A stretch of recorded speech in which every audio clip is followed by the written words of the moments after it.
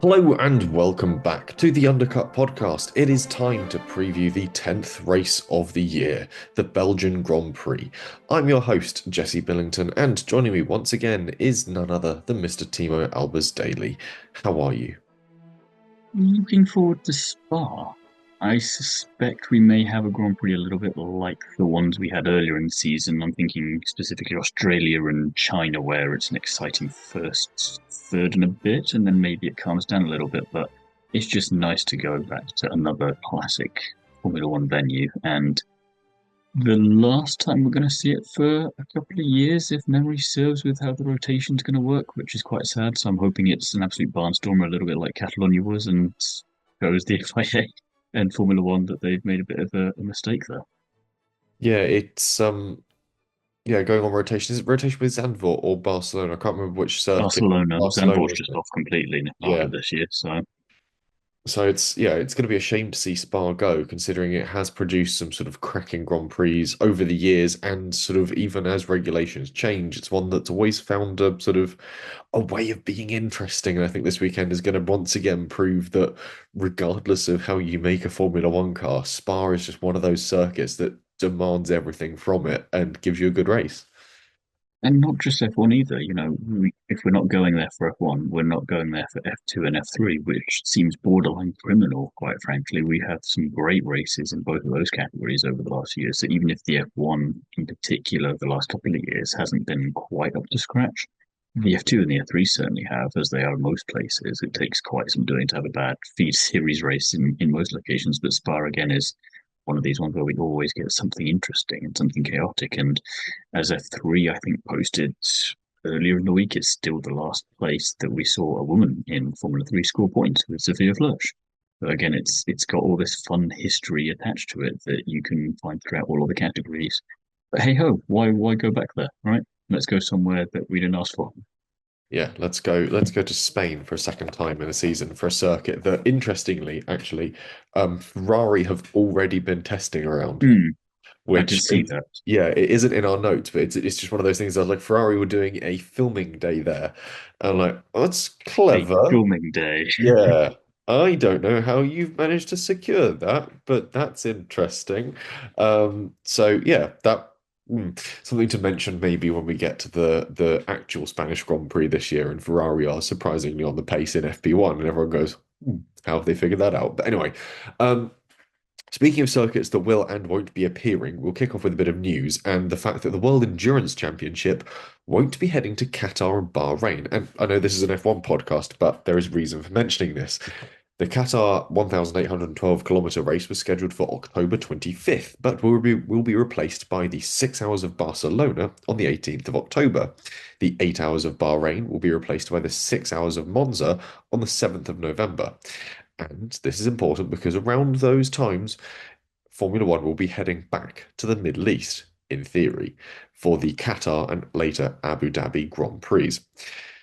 This suggests that the World Endurance Championship is looking at the ongoing geopolitical situation in that part of the world and going, don't really want to be trying that one. Um, so I've just sort of pulled out and picked something else to do instead. And as it stands, there are rumors that Brazil will become a double header. It will simply have a second race at Brazil, which I don't mind. Brazil's usually pretty good. Um, and then we'll have a finale in Las Vegas, which again is kind of historically accurate if you go back to the 70s, 80s. So again, I'm not hugely against it, and the Vegas Grand Prix has proven to be exciting, if a bit farcical at times recently. Yeah, I think on the work side of it, Tara, it was such a shame to see that replace Sebring when it first came in. So I don't really mind that it's not on the calendar at all. And I quite like that, as we were just talking about, of all the places to replace it, Barcelona re-enters the chat, albeit not in Formula One, but goes, we'll take a wet race. Why not? It goes very well for the European Le Mans series. No reason why it can't work well at work. And Monza also makes sense. I'm pretty sure they already do, at least some of the time, a wet race there. I think it's on the calendar for next year, if Mm. memory serves. So again, it makes perfect sense. It's Monza as well. What's not to love? Um, I'm also thinking, you mentioned about how F1 may be not going to Qatar and Abu Dhabi, which Qatar, less important. It's less. it spent less time on the calendar than Abu Dhabi has, and it's not at the end of the season. So that's one thing. Abu Dhabi to not be there is quite interesting just for the ramifications on the business side and the reputation and all these sorts of things, because obviously they pay a lot of money to create it, to then modify it, and then to be purposely at the end of the calendar. So to see it just anywhere else aside from Abu Dhabi, quite interesting.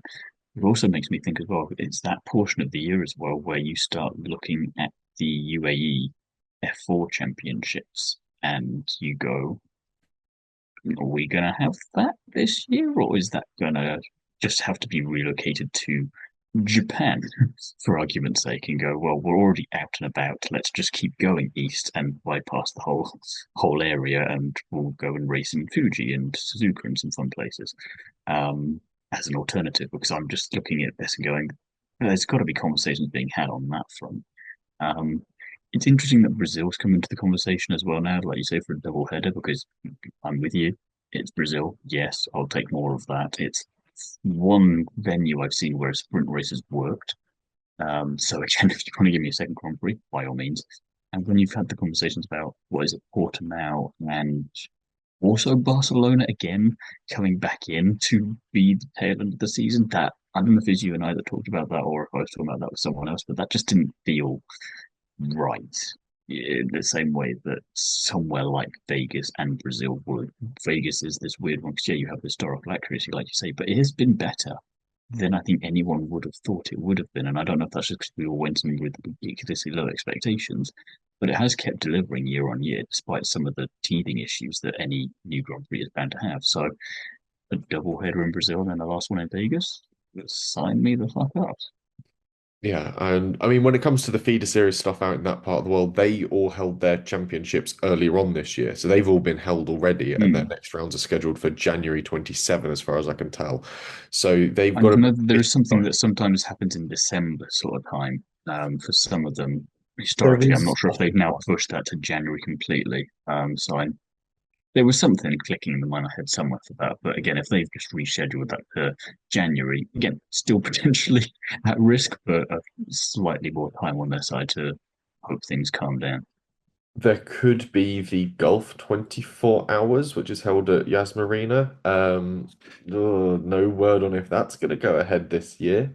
I don't know if it's even scheduled to, but doesn't show up on the Does list. does throw some interesting things into the mix for the tail end of the year on that front, and then obviously stuff in January in that part of the world generally. You look at the big one, obviously being Dakar. I don't know if it's too soon to talk about that or not, but that's something that they've obviously unveiled all of their plans and their stages for already.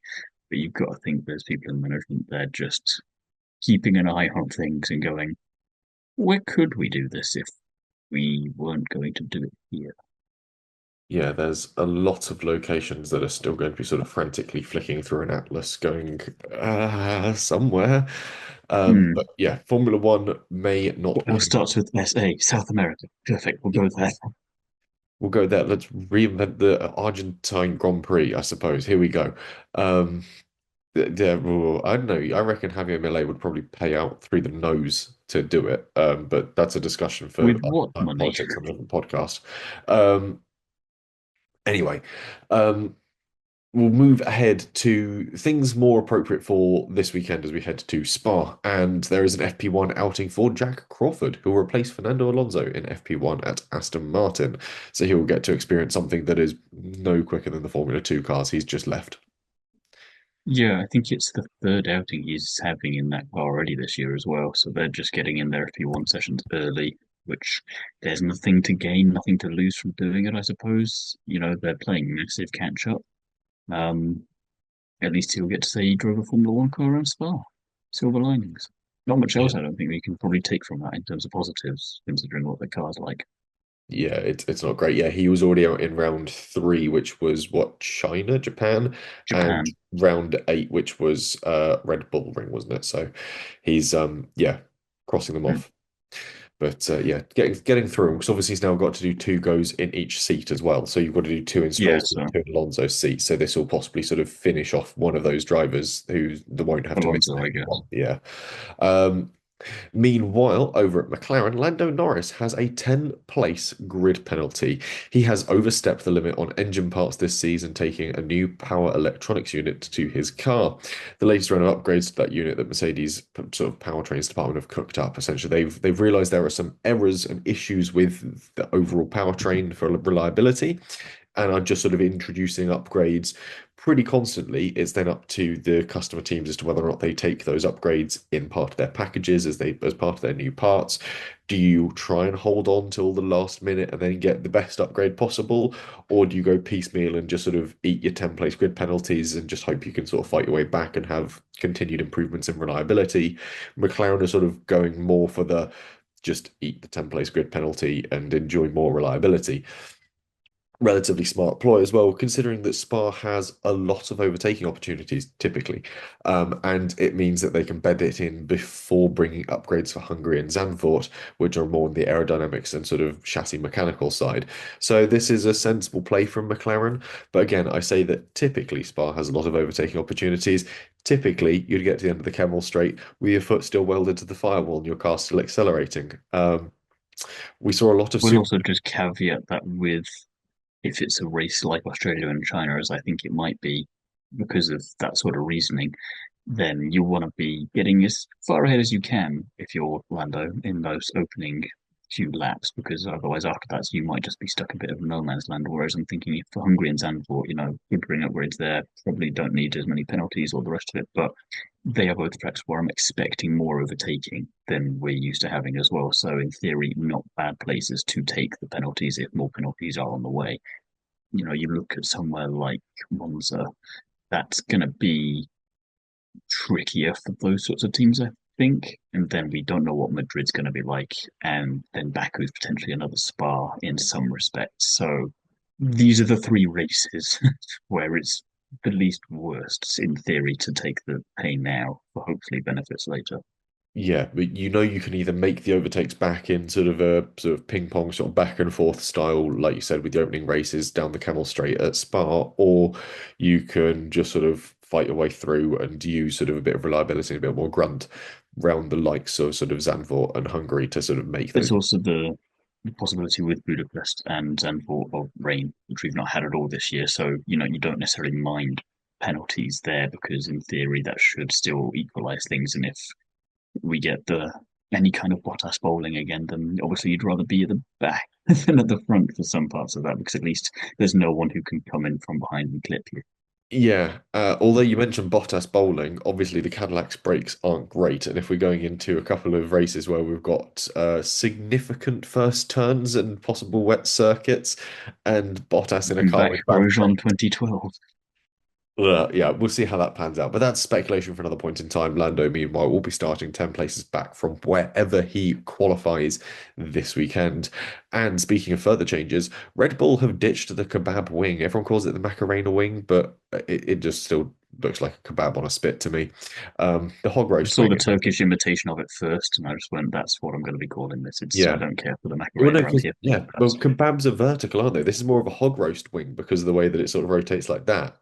Like this is sort of I it. haven't seen anyone put Photoshop a hog onto it though. I've only seen the kebabs done the other way to normal. So kebab, I'm afraid for me. I mean, you can. We all have our name. We know what we're talking. Yeah, we know what we're talking about. The people call it the Macarena. I'm trying to think. The Macarena doesn't involve any rotation like that. I don't get where that came from. Anyway, following Verstappen's crashes at Silverstone and the Red Bull Ring, the Milton Keynes outfit are dropping the rotating rear wing element in favour of a rather more conventional one. And I've sort of been looking into this a bit, and I think this is down to Max's very energetic corner entry style that doesn't suit the way the airflow reattaches to the wing, and it just isn't generating sufficient downforce in the first phase of corner entry for him. If you think he's very aggressive on turn in, loves a car with a really strong nose where he can nose it in. And obviously at that point, the rear wing is still closing. It's not catching the air correctly. And especially as you're now moving the wing laterally through a point of rotation as well, it's not sort of actively giving him the downforce, and that's where we're seeing the back end just step away from him. And look at where it's happened at both Red Bull and Silverstone. It's happened at the end of high speed straights at long bits where you then get to a very sharp, very highly loaded turn, as the car's moving, you're not having a completely square on wing to the air. You're having it angled, now sort of still slightly open. It's not going to be catching and loading up properly. And as a result, it's sort of wobbling him off into the kitty litter. And obviously, you're thinking about the long straights in Spa, but there's also the spot, I'm trying to remember the name of the corner now, but where Giovinazzi famously binned it massively a few years ago in his Alfa Romeo, kind of little Uh, circuit. And you'll be quite glad that in theory the wing shouldn't be at play there, but you'd still be a little bit worried if you're maybe with Verstappen or Hadjar coming around that section of corners because they're quite fast flowing. And obviously, as Giovinazzi proved, you don't need to have much of an upsie to make quite the mess. And then I think take Latifi out with you. Yes, yeah. I think Giovinazzi, was it possibly double gauche Pouin that he sort of lost it in? It's Yeah, the double it sort was of a left-hander, which is really fast. I think you can then pop the wing on the run down to Lafagna. And it was, I think, again, Lafagna for Verstappen in this instance will be yet again another high-speed run into a tight right-hander. And famously, that's not gone well for him in the past two Grand Prix weekends. So we'll see how it goes. I haven't seen a DRS map yet. Let's see if we can pull one up. DRS map. Um, I don't know if there's historically, no, you do not get DRS through that section. You only get it on the Camel that's what Straight I was and thinking. start finish line. But But we given might, the nature of the car, I don't know if that's going to be enough of a safety net. but also that doesn't apply for the 2026 regulations where you have your straight mode and your sort of Mm, overtake modes. Hang on, has someone here got it? Nope, straight. Okay. So you've got straight mode zones again on the run down to Eau Rouge. So from La Source yes. hairpin Well, or I was down. just wondering if that was going to be one of them, which is an interesting idea in And then theory. again as you come out the top of it into Camel Straight and onto Mm, Lecom, that's all straight mode zone. All the bits through there, so Paul Frere, Speaker's Corner, Pumel, Aero Lefania, everything there is Piff Paff as well, is all regular. But then as you come out of, again, I'm going to remind myself of my corner names for the Belgian Grand Prix. As you come out of Paul Frere, you get into another straight mode zone, which runs you all the way through Blanchimont. And then it means you'll be carrying an enormous amount of speed as you head down towards essentially the bus stop chicane. So, yeah. yeah, you've Well, also since you've got that slight kink to the yeah, left you've this got the time. sort of two left. So Um, out of Paul Frere, you get straight mode, and then as you go through Blanchimont, you're back to high down force, and then you go back to straight mode for the that's final run quite to the bus it's stop. got to close and then immediately come back again. That's going to be, I'll be amazed if we don't see anything happen. Yeah, it's going to be challenging through there. And again, the cars naturally want to wash wide on the exit of Blanchimont. Hmm. So Which there's a bit of runoff, but we're going to find out if that's enough. yeah, it very quickly I goes from think. gravel to grass, I think, there as well. So it's going to really force the driver to stay on it. Um, and yeah, then a very fast run to the bus stop chicane, and then obviously out of bus stop and onto start finish straight again, Hmm. which goes back to straight But mode. again, we've seen how many drivers in the past have just cut the last chicane for whatever reason, and that was without this mode attached. So again, qualifying could be quite interesting. Never mind the race. Yeah, it's going to be very interesting indeed. I'll wait for official confirmation on that, but that seems to be the early sort of iteration Those are of the natural places where I'd think they'd go. So it would be surprising. yeah, no, that according to the FIA documents now, I've seen that that is exactly how it's going to go. It's going to be essentially five straight mode zones, which is it's a lot. It's going to hopefully keep it a very When are they fast. meant to recharge? There's A not lot. enough space and time. It's a lot of deployment, not a lot of charging, I think, and that's possibly going to become a problem after maybe the first three laps. But that's on Oh, Formula hang One. on. So what? There's 44 laps around Spa. My question for you as we're getting into the predictions, it's going to be a separate thing. It doesn't have big points, but on what lap do Aston Martin get lapped for the first time?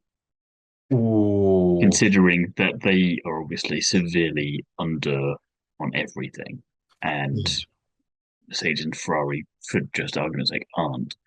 Where do we put them in terms of how soon do they just get lapped?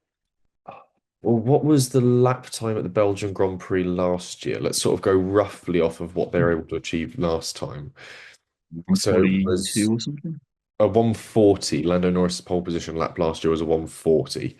So the fastest lap in You the got to race, take a little bit of time off that, I'd guess. uh, the fastest lap in the race last year was a 144.8 by Antonelli. So Hmm.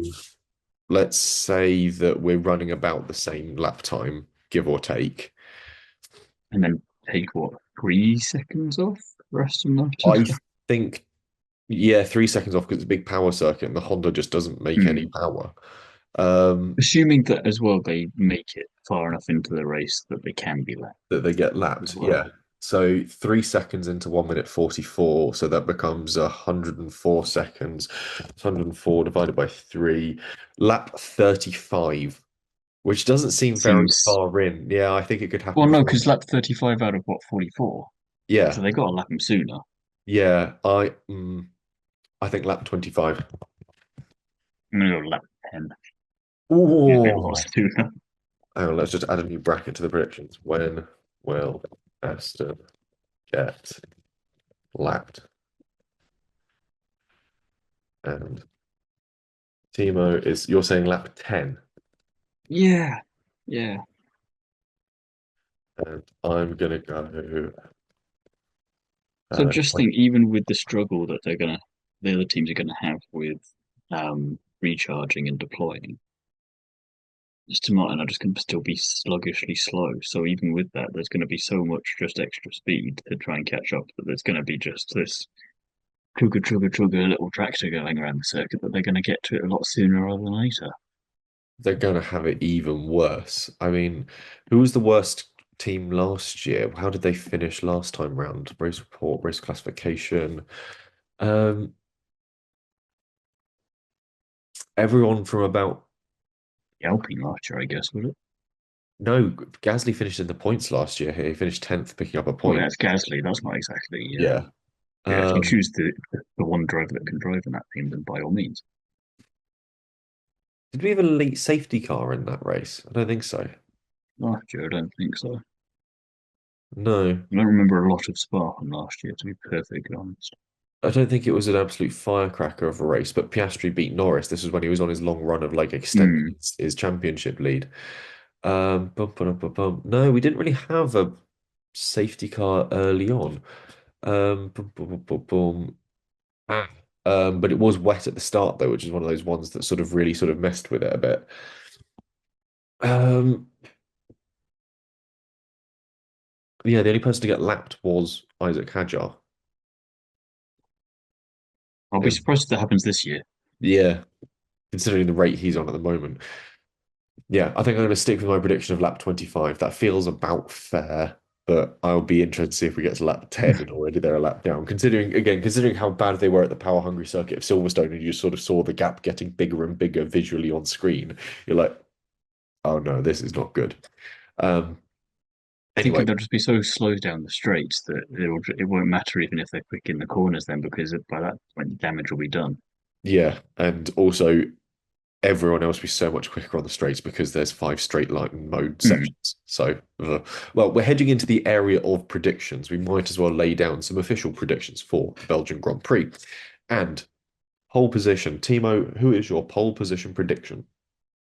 I think he's still going to win a vengeance, so Kimi Antonelli is going to go and get pole position, which is the nicest thing I've potentially done to him this weekend. So we'll start positive and go slightly less positive from there on. But it's still not going to be too bad for him.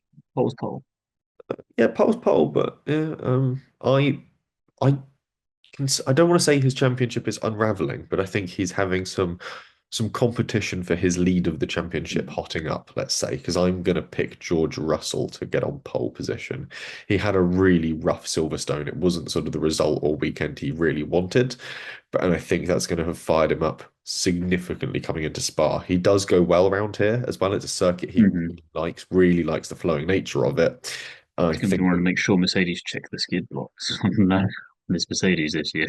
you hit this. Was it the skid blocks? It was also the weight as well because of the t amount of tire he used because he did that like ultra Oh, long that stint was it. on the Yeah, tires that that sort of too. brought He's his going to tire. want to check everything. Is my point. To be like, Yes, we weren't sure what we were going to do in 24, but we're damn sure one of us is likely to win this year. So you better not yeah, screw me over or anything. yeah. Because it was 24 because used up so much of the tires they were almost down to the canvas, and Lewis inherited the win, and it was sort of like Yeah. I think he almost was it 24. He almost had like a back-to-back win in that instance because of just out of luck and Yeah, because of happened done. Silverstone, and then that was officially his last win with Mercedes, which was just such a ridiculous, typical Formula One come down after Yeah. Silverstone would have been perfect, but never mind. Yeah, so I think George will be fired up coming to this weekend. Pole position. I'm expecting good things from my boy, and I think we're both expecting good things to come the Grand Prix as well. Yeah, I mean, I'm thinking if Lily gets pole position, George won't be too far behind, and he'll jump him at some point, one way or the other. George gets the win. Lewis pounces as well. He gets in second, and we get Kimmy in third on the podium. Championship tightens up a little bit more, but they're all up there because I think it would be the first podium they've all shared since China, and obviously then, since then, things have happened that will make it potentially a less friendly podium in some respects, or not as chipper as it was back then when everything was still nice and friendly. A podium with a very charged atmosphere, shall we say? Hmm. Yeah. For me, I'm also going to go for the George Russell win, but then I'm going to go Oscar Piastri second and Charles Leclerc third, because again, Charles getting third would draw him closer into that top field battle. Piastri would pull him away from Lando Norris, I think, as it stands. I can't remember Hmm. what his position is in the championship at the moment. He's sixth, so it'd possibly overhaul Lando in the positions, which would be quite an interesting sort of outcome for him. 82nd versus 82 points versus 97 points coming out of Silverstone. So there's every chance that could do him some magic. I'll be surprised if he gets there though, just because that McLaren he's not getting there on merit if that No, happens. I think there could be some And that's other. nothing against Piastri this morning. It's the car. Yeah, there could be some other factors that weigh into this. And then Charles Leclerc third, I think it would just be nice to really draw him into the battle a bit more. Again, chase down Hmm. Antonelli and Hamilton ahead of him, especially as Russell advances with him as well. So that'd be quite fun to see. Meanwhile, the fastest lap. I was going to go with your choice initially, but then I thought, no, let's have Russell on a charge. So George Russell is who's getting fastest lap for me. I think he'll not quite disappear into the distance, but he'll be far enough ahead that he can just be comfortable with where he's at and then just start clocking in some very quick lap times because he can.